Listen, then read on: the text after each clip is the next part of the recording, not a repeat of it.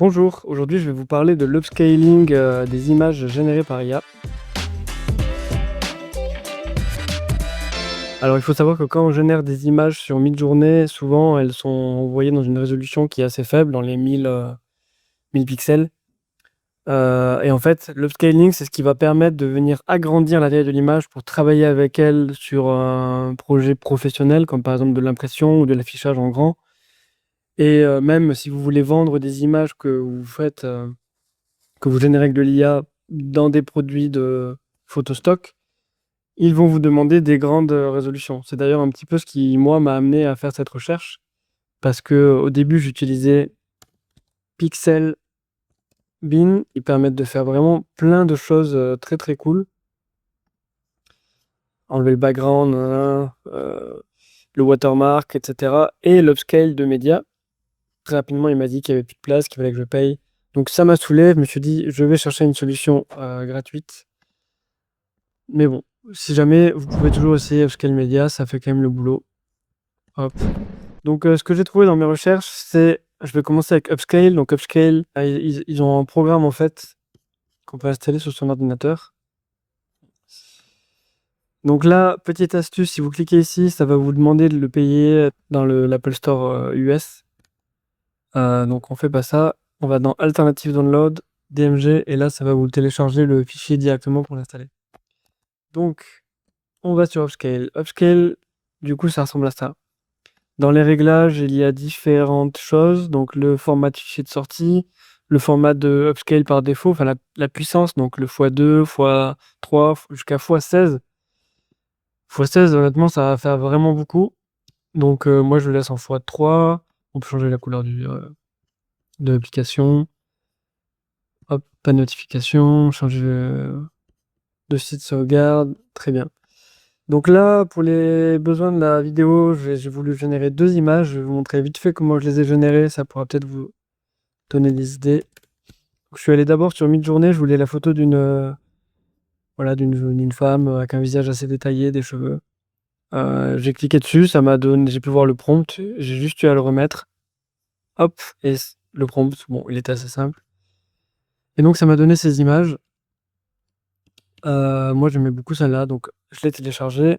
Et ensuite, j'ai utilisé ChatGPT pour me générer un prompt d'un lion qui court dans l'eau. Donc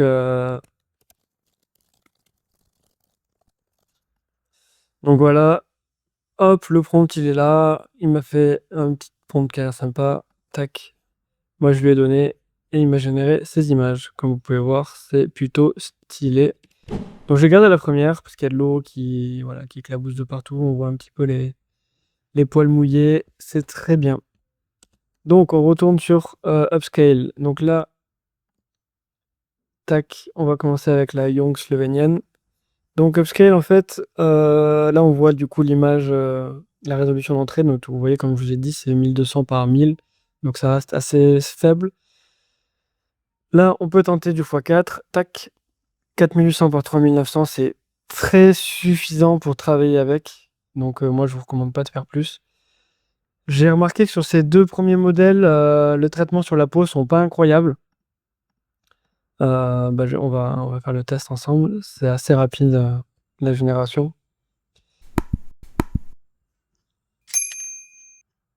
Ça a tendance à smousser un petit peu trop la peau, ce que je trouve dommage, parce que là, on a quand même un grain qui est intéressant. Et le grain dans les photos réalistes des humains, on essaye de le garder. Donc, 96, voilà. Donc là, comme vous pouvez voir, bon déjà, si vous voulez ne pas zoomer, hop, on sort du cadre. Bon, alors je retire un peu ce que j'ai dit, parce que finalement, le grain est pas mal. Non, non, non, c'est pas mal du tout. Bon, ça dépend quand même des images.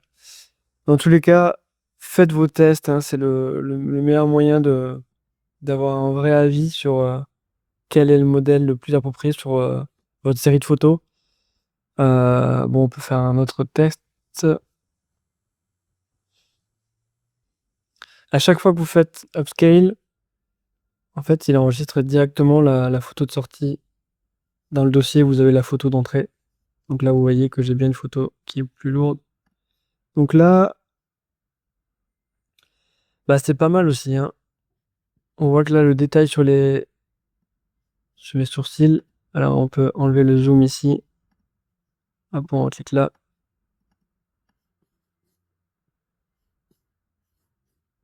On voit que globalement, on a la même image avec plus de détails.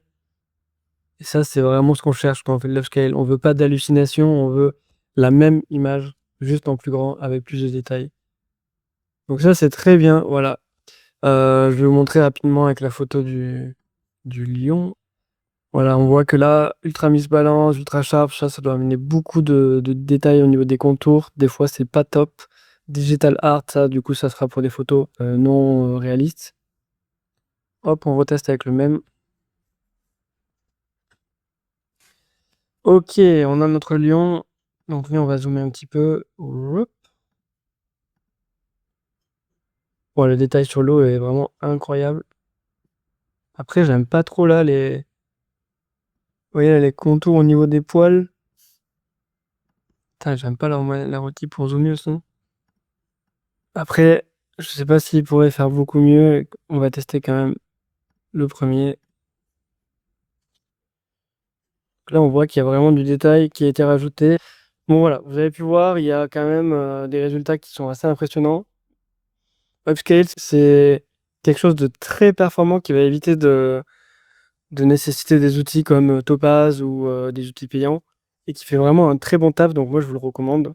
Maintenant, je vais vous montrer hop, d'autres petites méthodes d'upscale. Donc ça, c'est un site gratuit qui permet de faire de l'upscale. Donc là, on voit qu'il a fait un upscale par 2. Moi, je vais lui demander un par 4. Bon, le par 4, c'est payant. Bon, maintenant que vous restez sur du x2, ça marche assez bien. Ouais, les yeux sont nickel. Les cheveux aussi. Le résultat est très bien et ça reste un outil gratuit. Si vous voulez pas installer le logiciel sur votre ordinateur, je peux comprendre que ce soit une solution qui vous convienne. Maintenant, faire les images une à une, ça reste toujours un peu embêtant. Donc c'est vrai que c'est là où c'est intéressant d'avoir des outils qui permettent de traiter plusieurs images à la fois. Comme ça, on les lance le soir avant d'aller se coucher. Le lendemain, on a toutes nos photos qui sont prêtes et on peut les exploiter. Alors, bien sûr que vous pouvez toujours utiliser des outils en ligne qui permettent ces fonctionnalités, mais il va falloir vous attendre à payer. Là, typiquement, Batch of Scale, voilà, 10 $ par mois. Bon, c'est sûr que ça reste un coût raisonnable, mais ça, c'est à vous de voir. Maintenant, tac.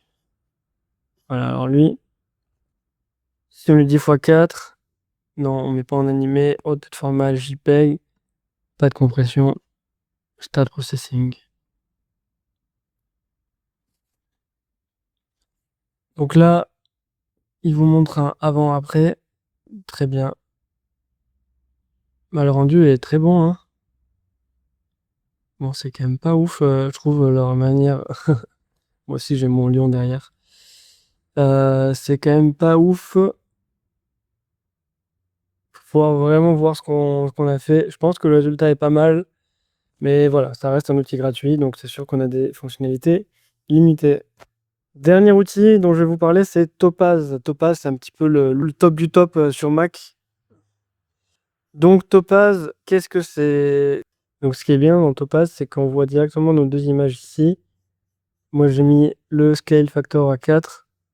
Donc on a voilà, les informations, la taille du fichier de sortie. On peut directement zoomer comme ça. Moi, je trouve que c'est hyper bien fait comme interface. Et là, bah, c'est clair que le résultat, il est quand même très très bon.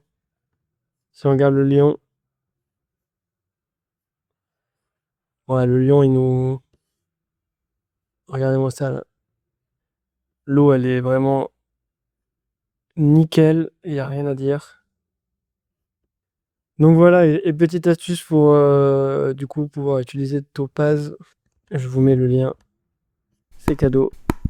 Dernier outil dont je voulais vous parler, c'est Magnifique. Magnifique, c'est un upscaler un peu différent, c'est-à-dire que lui, il va amener une surcouche d'IA par-dessus pour améliorer le rendu final. Donc en fait, ça permet d'avoir des effets surtout au niveau de la végétation qui vont être vraiment beau. C'est-à-dire des fois des images générées sur sur la végétation, on peut se rendre compte que c'est pas de la que c'est une image IA et magnifique. Dans son upscale, il va vraiment retravailler un peu toutes ces images de végétation et les rendre vraiment bluffantes. Le problème de Magnifique, c'est qu'il n'est pas gratuit. Comme vous pouvez le voir, c'est 39 € par mois minimum. Et ça vous laisse que 200 de upscale normaux et 100 larges. Donc bon, c'est pour un usage différent. Si vous avez vraiment des besoins à ce niveau-là, bah, à un moment donné, c'est sûr que payer des outils, ça permet d'avoir une garantie de résultat et une efficacité dans son process, quoi. J'espère que cette vidéo vous a plu, que vous avez pu découvrir les différents outils d'upscale gratuits et quelques-uns payants. Moi, je vais rester avec Topaz parce que c'est vrai qu'il est plus efficace, sachant que j'ai la version du coup payante. Maintenant, si je devais en choisir un gratuit, je pense que je choisirais Upscale parce que c'est quand même vraiment de très bons résultats et une interface assez simple à utiliser. Pour un logiciel gratuit, c'est très cool. Donc si cette vidéo vous a plu, ça serait très cool de laisser un petit pouce bleu et de vous abonner. Moi, ça m'aide beaucoup et c'est vrai que ça prend du temps de faire ces vidéos-là. Donc pour que je puisse continuer à vous faire des contenus de bonne qualité, eh bien je compte sur vous. Allez, je vous souhaite une bonne journée et à bientôt.